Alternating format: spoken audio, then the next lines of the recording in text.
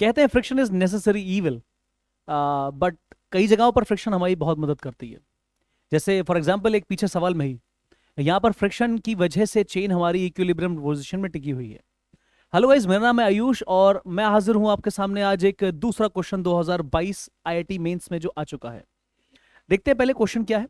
जैसा मैंने आपको इंट्रो में बताया कि फ्रिक्शन, सो ये जो वीडियो होने वाला है, ये जो सवाल होने वाला है, ये फ्रिक्शन के बारे में होने वाला है। सामने देख लेते हैं कुछ बातें जो बताई गई है क्वेश्चन में। देखिए, a uniform chain of 6 metre in length is placed on a table such that a part of its length is hanging over the edge. The system is at rest. The coefficient of static friction between the chain and the surface table is 0.5.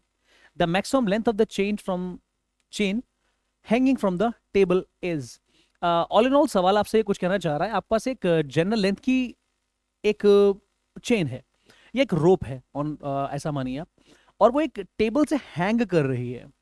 But आपको ये बताना है कि उस hanging उस chain का कितना portion मैं फ्री हैंगिंग में छोड़ दूं, जिस वजह से वो चेन जो है वो हैंग्ड पोर्शन आपका पूरी चेन को नीचे स्लाइड ना करवाए। मैं कुछ और देखिए बेहतर शब्दों में कहता हूं और सिंप्लीफाइड फॉर्म में कहता हूं। जैसे सपोज कीजिए, okay let me select some shape. देखिए कुछ बात बने से, जैसे सपोज कीजिए ये एक शेप है एंड ओके कूल, कुछ ऐसा मानिए। और क्या करते हैं हम लोग, इसको एक टेबल की एक शेप दे देते हैं। चलिए, अब यहां पर हमने क्या करा, हमने यहां पर चेन रखी है इस, सो जो बेसिकली मैं बना रहा हूं ये लिंक्स हैं चेन के, और इस 6 मीटर की चेन का कुछ फ्रैक्शन जो है वो हैंग्ड है। मुझसे ये पूछा जा रहा है कि इसका मैक्सिमम कितना फ्रैक्शन मैं हैंग्ड छोड़ सकता हूं जिससे कि चेन जो है वो नीचे ड्रैग नहीं होगी। जनरल सी बात है कि अगर आप इस चेन को ज्यादा पोर्शन हैंग्ड कर देंगे फ्री, तो इस चेन का जो हैंग्ड मास है वो इस पूरी चेन को ड्रैग कर लेगा। एज अ रिजल्ट ये पूरी चेन जो होगी टेबल से नीचे खिसक जाएगी। बट हमसे कहा जा रहा है कि इसका उतना मैक्सिमम आप मुझे हैंग्ड पोर्शन बताइए कितना होना चाहिए जिससे कि ये इस पूरी चेन को ड्रैग नहीं करेगा। फाइन, चलिए डील करते हैं। इसके लिए हमें कुछ क्वेश्चन में गिवन भी दिया गया है। हमको ये दिया गया है कि जो टेबल और चेन के बीच में कोफिशिएंट ऑफ स्टैटिक फ्रिक्शन है वो है 0.5। सही है। चलिए मान लेते हैं कि जो टोटल चेन की लेंथ है ना वो L है, और हमारे पास जो हैंग्ड पोर्शन है ना वो X है, और जो चेन का टोटल मास है वो M है।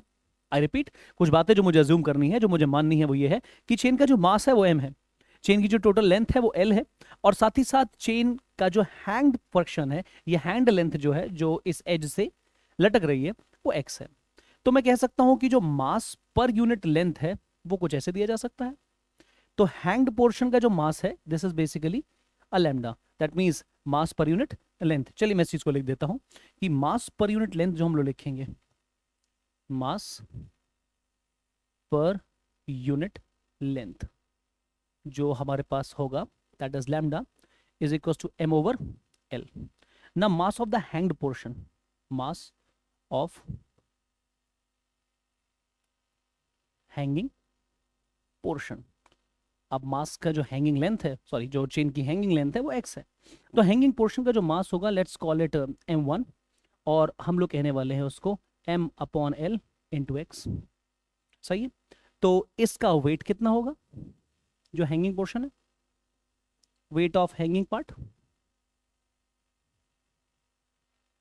तो हैंगिंग पार्ट का जो आपका वेट है वो होने वाला है m1g। ओके चलिए थोड़ा सा स्लाइड कर लेते हैं, स्पेस थोड़ी क्रिएट कर लेते हैं हम लोग। हैंगिंग पार्ट का वेट इतना हुआ, हम लोग ऐसे कहेंगे।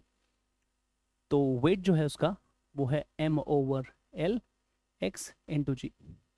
अब जो प्लेस्ड पोर्शन है जो ऑलरेडी टेबल पर मौजूद है उसका मास कितना होने वाला है, जो प्लेस्ड फ्रैक्शन है, जो प्लेस्ड है ऑन टेबल, उसका मास में मान लेता हूं m2 and this is going to be m over l, और कितनी मास, कितनी लेंथ अवेलेबल है ऊपर, इतनी।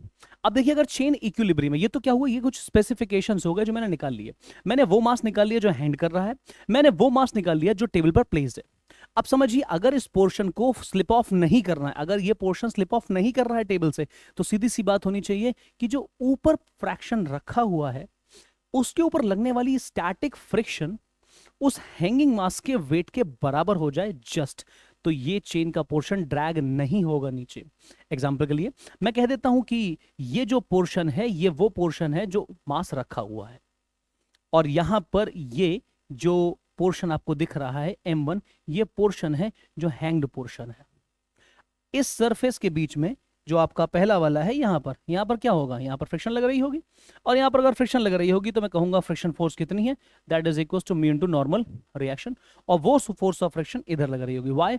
बिकॉज ये जो वेट है ना बॉक्स का, ये इसको लगातार खींचने की कोशिश कर रहा होगा डाउनवर्ड, ये इसको लगातार खींच रहा होगा डाउनवर्ड डायरेक्शन में, जिस वजह से इस ब्लॉक की टेंडेंसी होगी इधर स्लिप होने की, और अगर उस ब्लॉक की टेंडेंसी होगी उधर स्लिप होने की, तो डेफिनेट सी बात है स्टैटिक फ्रिक्शन इधर एक्ट करेगा।